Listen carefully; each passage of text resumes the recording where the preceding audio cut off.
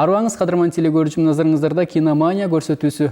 Ардактуу телекөрүүчүм, адам ар дайым өзүнө кыял жоруктары, кемчилиги, мүнөзү, артыкчылыгы окшош болгон адамдарды издеп жашайт. Достукта да, сүйүүдө да, жөн гана тааныш болууда да сиз менен көз караштары тең болбогон адамдын ою бир жерден чыкпайт. Турмушта өз оюн ачык айтып, каалаган нерсесин сүйлөп, эркин басып жүргөн мырза менен майыптар арабасына кокусунан отуруп калган Филипп мырзанын кантип мыкты досторго айланганын бүгүнкү киноманияда баяндап беребиз. Баса белгилеп кетүүчү жагдай, аталган фильм адамдын көңүлүн табуу үчүн ашыкча жасалма же кара өзгөй болбостон ак ниет, чынчыл болгондо гана чыныгы достук жараларын белгилейт. Дрис жакынкы күндөрдө абактан бошонгон жаш жигит, анын үй бүлөсүндө материалдык жетишпестиктер күндөн күнгө көбөйүп барат. Бирок анын жалгызбой энесинин акчасы ал жетишпестиктерди толтурууга жетпейт. Ошондуктан ал жумуш издөөгө мажбур. Бирок ал ишке орношуунун ордуна жумушка жарамсыз деген малымдама алып үйдө жатууну каалайт.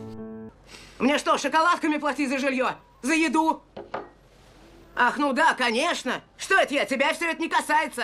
Живешь тут как в гостинице.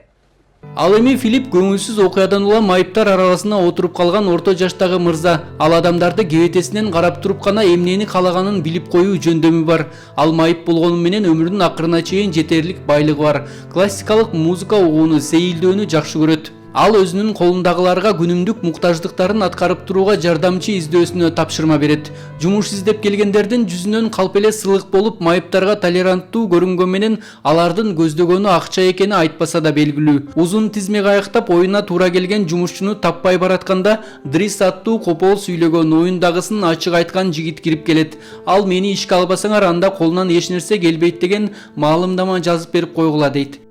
Мне нужно 3 отказа, чтобы получить пособие. Пособие понимаю.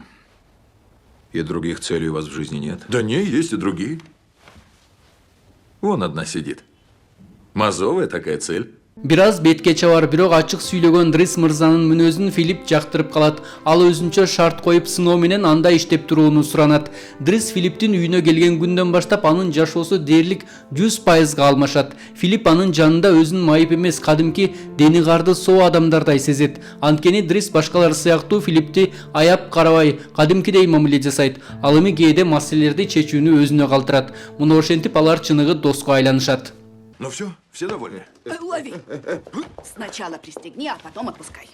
Фильмдин финалында башкы каармандардын чыныгы прототиптеринин кийинки тагдыры тууралуу айтылат. Филипп Потсо Мароккого көчүп барып, кайрадан үйлөнүп, 2 кыздуу болгон. Ал эми Дрис өз бизнесин ачып, ал да үйлөнүп 3 балалуу болгон. Бүгүнкү күнгө чейин ал Филипп менен жакын достор боюнча калышкан.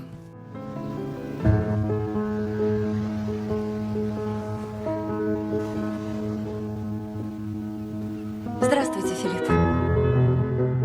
Эми тасма тууралуу кызыктар менен таанышып алыңыздар. Тартылган жылы 2011 жыл. Тарткан өлкө Франция. Жанры биографиялык драма жана комедия. Сапаты Full HD, түп нускасы француз жана англис тилдеринде. Узактыгы 112 мүнөт. Дүйнөлүк бет ачары 2011 жылдын 23 сентябры.